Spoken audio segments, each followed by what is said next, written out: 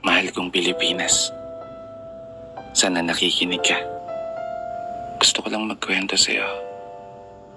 At ganoon na rin ang mga musta.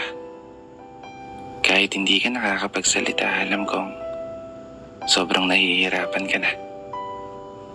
Maganda ka naman eh.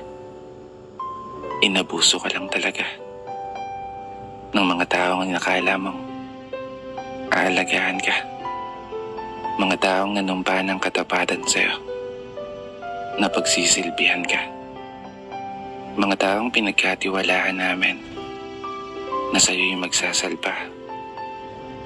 Sa mga panahon na haharap ka sa unos bilang isang bansa na matatag at palaban. Ngunit naging kabaligtaran. Isang bansa na ninanakawan ng sarili mong mamamayan. Isang bansa na dapat ay pinoprotektahan. Ngunit isang bansa na napapaligiran ng mga taong mapanlamang.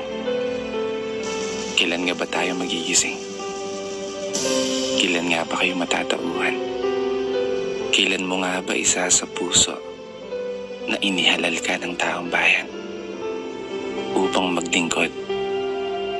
Hindi para magpayaman, upang magsilbi, hindi para maging gahaman.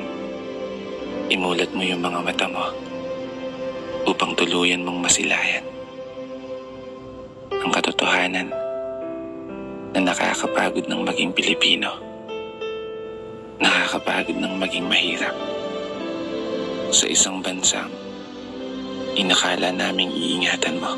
Mahal kong Pilipinas.